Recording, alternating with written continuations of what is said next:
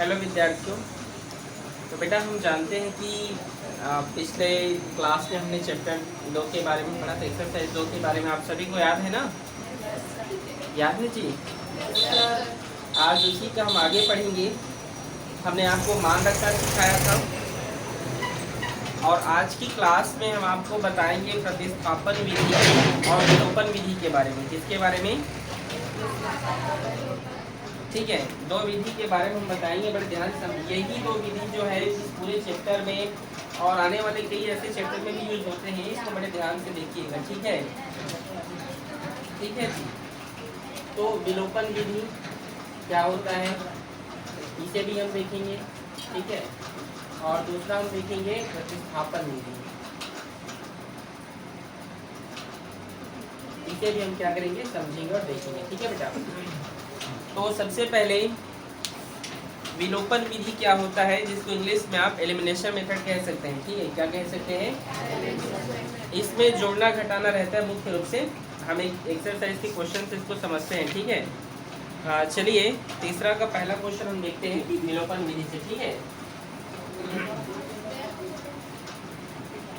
विलोपन विधि का हम यूज करेंगे। ठीक है जी। ठीक है, किसका? विलोपन विधि। क्या होता है विलोपन विधि, समझिएगा। ठीक है,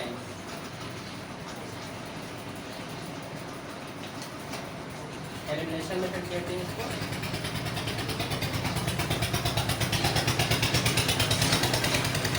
ठीक है, तो देखिए यहाँ पर हम पहला क्वेश्चन देखते हैं। x माइनस वाई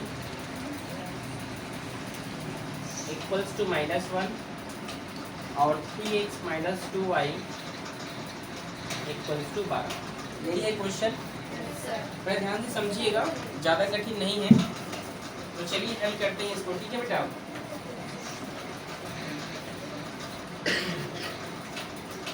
जो दिया है उसको लिख लीजिए, दिया है करके। ठीक है, x minus y equals to -1, 3x minus 2y equals to 12। इसको इक्वेशन नंबर 1 लीजिए और इसको इक्वेशन नंबर 2 लीजिए। ठीक है, यहाँ तक किसी कोई डाउट, कोई सवाल किसी का नहीं ना?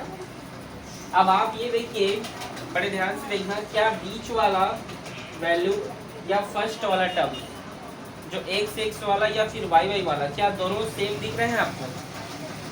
बताइए जी। क्या यहाँ भी 3 है क्या? अगर यहाँ 2 है तो यहाँ भी 2 है क्या?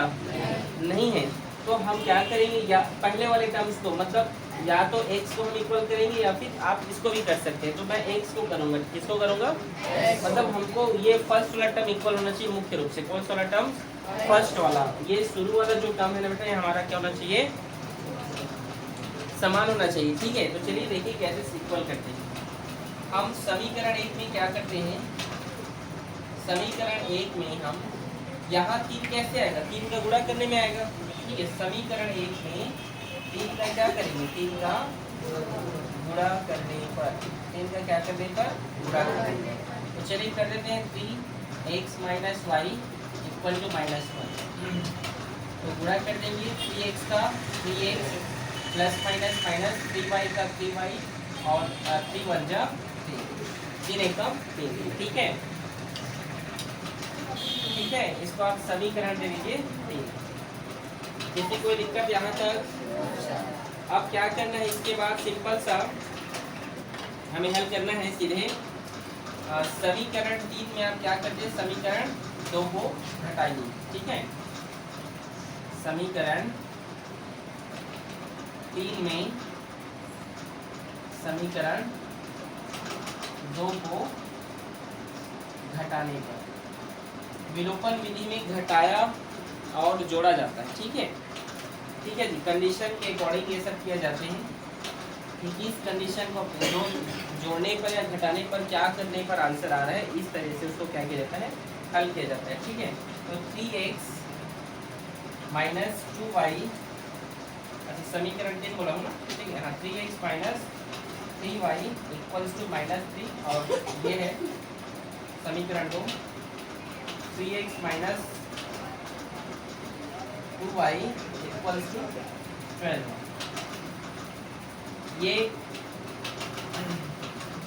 घटाने पर देखो, जोड़ने पर अगर हम करेंगे, मैं बता रहा हूँ विलोपन विधि में हम क्या करते हैं, कंडीशन देखकर मतलब स्थिति को देखकर हम क्या करते हैं, जोड़ते हैं या तो फिर घटाते हैं। यहाँ पर अगर हम जोड़ देंगे तो ये 6 हो जाएगा, ठीक है, और ये एक और y आ जाएगा, तो एक और समीकरण बन जाएगा यहाँ पर, ठीक है।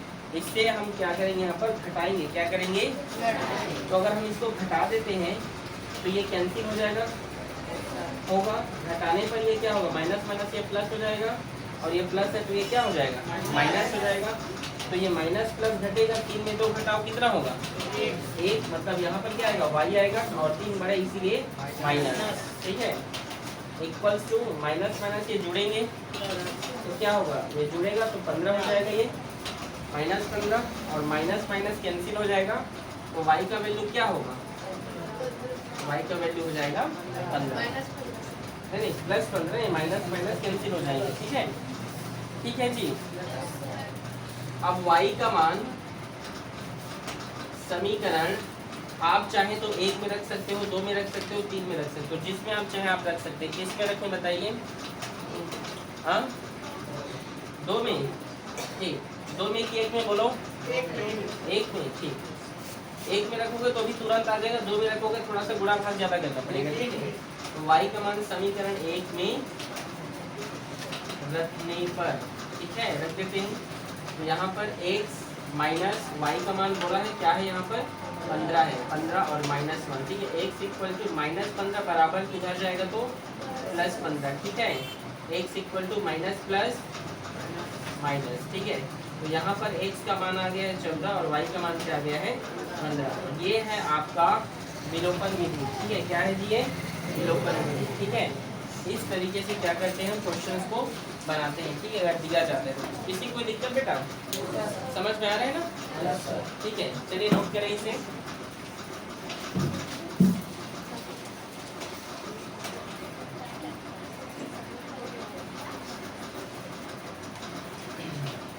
तो ये आप लोगों को समझ में आया बेटा। अब प्रश्न यही रहेगा, हम इस क्वेश्चन को प्रतिस्थापन विधि से, सब्स्टिट्यूशन मेथड से क्या करेंगे, हल करेंगे, ठीक है।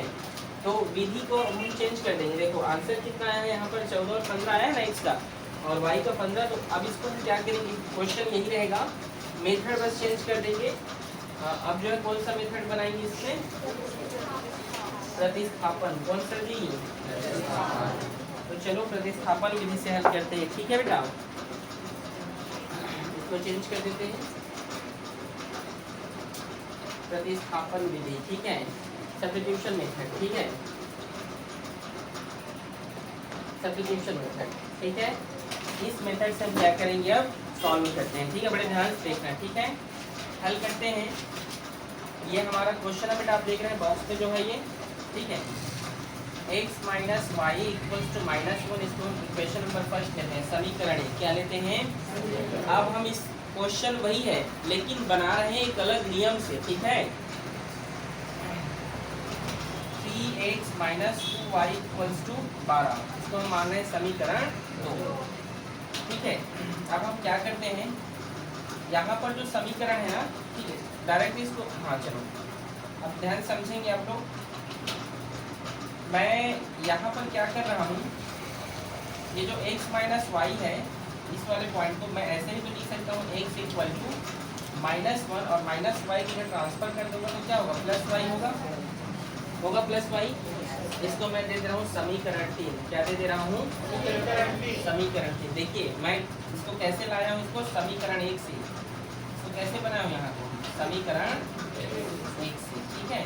आप इसको भी ट्रांसफर कर सकते थे, आपका जैसे आपकी इच्छा आप उस तरीके से आप क्या कर सकते हैं, बना सकते हैं, ठीक है। अब मैं क्या करूँगा, x का मान समीकरण 2 में रखने पर, किसमें रखने पर, 2 में रखने पर, ये है मेरा समीकरण 2, और मैं x का मान रखूँगा। ध्यान से देखेंगे आप लोग, तो x का मान क्या है, देखिए -1 और प्लस वाई, यही है ना x का मान, और यहाँ पर -2y का 2y इक्वल्स टू 12, ठीक है। प्लस माइनस माइनस, 3 कम और माइनस, ठीक है, प्लस का प्लस होगा और 3y, ठीक है जी। और ये -2y का 2y और ये 12। 3 में 2y घटेगा, 3y में 2y घटा दीजिए तो कितना y होगा 1y। तो एक बार लिखेंगे और -3 उधर जाएगा तो +3 होगा। -3 बराबर उधर जाएगा तो क्या होगा और 12 3 जोड़ने पर कितना होगा 15। कितना होगा 15। ठीक है। अब मैं क्या करूँगा, अब मुझे क्या चाहिए x का मान चाहिए, x का मान चाहिए ना, तो y का मान मैं समीकरण 3 में रखूंगा। y का मान किसमें रखने पर बेटा समीकरण 3 में रखने पर रख देते हैं। समीकरण 3 ये है x equal to -1 plus y का मान क्या है यहाँ पर 15। तो x equal to minus plus minus, तो 15 में घटाओगे तो ये है क्या आपका x का वैल्यू देख लीजिए सेम आया है। आपको जो भी तरीका सरल लगा है आप उस तरीके से क्या कर सकते हो बना सकते हो। कौन सा तरीका इजी लगा, ये वाला इसके पहले वाला, यही वाला अच्छा लगा? अरे वाह बहुत अच्छी बात है। तो ठीक है, नोट करना चाहेंगे इस विधि को? ठीक है बेटा नोट करें।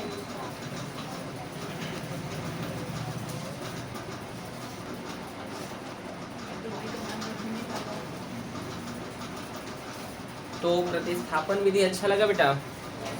तो चलिए उसी मेथड में एक और हम क्वेश्चन देखते हैं। ठीक है, ठीक है जी। चलिए क्वेश्चन हम देखते हैं। 2x minus 5y equals to -8, x minus 4y equals to -7। ठीक है, चलिए ध्यान से समझिएगा। ठीक है, हल करता हूँ, डायरेक्ट बना रहा हूँ। ठीक है, मैंने इसको समीकरण 1 दे दिए बेटा, इसको समीकरण 2। ठीक है, एक को हमने समीकरण 1 नाम दिया और दूसरे को कौन सा समीकरण दिया 2। ठीक है, अब x इक्वल्स टू बेटा हम ये -7 और ये -4y उधर ट्रांसफर करें तो +4y होगा जी। इसको हम इक्वेशन नंबर 3 लिखते हैं, चलेगा?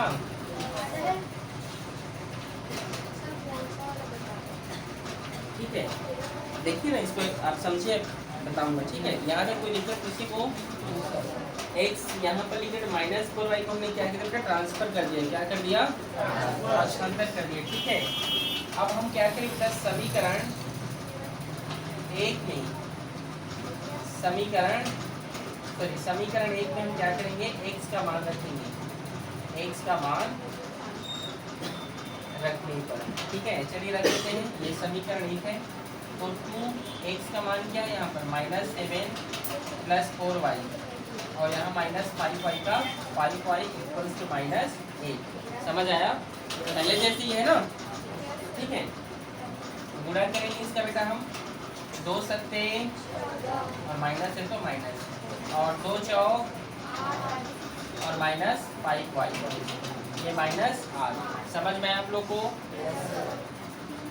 और यहाँ पर देखिए 8 में 5 घटेगा तो क्या होगा जी 3y। क्या होगा और -14 क्या है उधर चला जाएगा, किधर जाएगा इस साइड चला जाएगा ना, तो क्या होगा -8 प्लस 14 तो 3y इक्वल्स टू 14 में 8 घटेगा माइनस प्लस है तो कितना आएगा 6 आएगा ना, ये 6। ठीक है, और ये 3 क्या है इधर गुणा में है, इधर जाएगा तो भाग में। ठीक है, तो y इक्वल्स टू 3 दूने 6, y का मान क्या निकल कर आया 2। समझ में आया आप लोग को? अब हमें और किसका मान चाहिए, x का मान चाहिए, तो यहाँ तो x का इस पे x का वैल्यू डालेंगे तो आ जाएगा। ठीक है, y का मान समीकरण 3 में रखने पर, किसमें 3 में रखने पर। ठीक है जी, रख दे। देखिए x इक्वल टू -7 प्लस 4 और y का मान क्या है जी 2। ठीक है, तो x इक्वल टू -7 4 दूने 8, x equal to minus plus minus 8 में 7 गया तो 1। ठीक है, समझ आया आप लोग को? x का मान 1 है और y का मान क्या है 2 है। कठिन है क्या? ये आपका उदाहरण 14 का है। ठीक है, आपके बुक में उदाहरण 14 का एक प्रश्न मिलेगा, ठीक है। कठिन है क्या, इजी है, कौन सा मेथड इजी लगा? देख लीजिए, आप लोग को जो भी मेथड अच्छा लगे आप उस मेथड से क्या कर सकते हैं, बना सकते हैं, ठीक है। नोट करें इसे।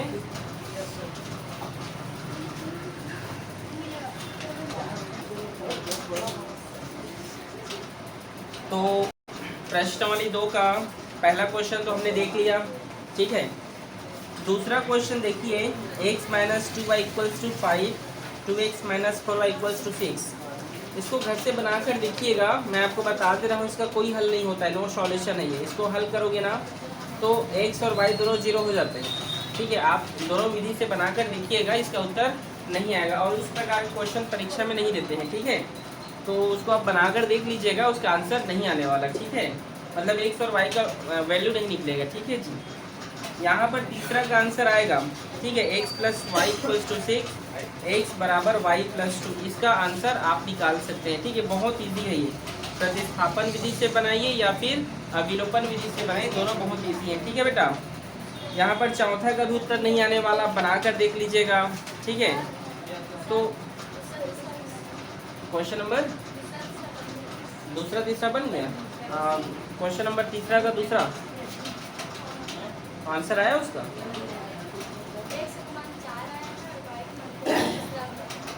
तीसरा का ना, हाँ, और दूसरा का आंसर नहीं है ना, मतलब x और y जीरो हो गया होगा। हाँ, वही चीज़ तो मैं बोल रहा हूँ, मतलब वहाँ पर वो अद्वितीय है, मतलब नो सॉल्यूशन कहते हैं उसको, ठीक है। मतलब x और y का वैल्यू उस पर नहीं निकल रहा है, ठीक है। तो आप चौथा भी, पाँचवा, छठा उसी प्रकार से बनाकर देख लीजिएगा। इसमें मुख्यतः 1 और 3 का ही आंसर आता है, ठीक है बेटा। बाकी इस एक्सरसाइज में ये बहुत इंपॉर्टेंट प्रश्न है ये, इसको आप देखिएगा, ठीक है। अगला वीडियो जो है, अगले क्वेश्चन का वीडियो जो है दूसरे दिन मैं अपलोड करूँगा, ठीक है बेटा। ठीक, ओके, थैंक यू।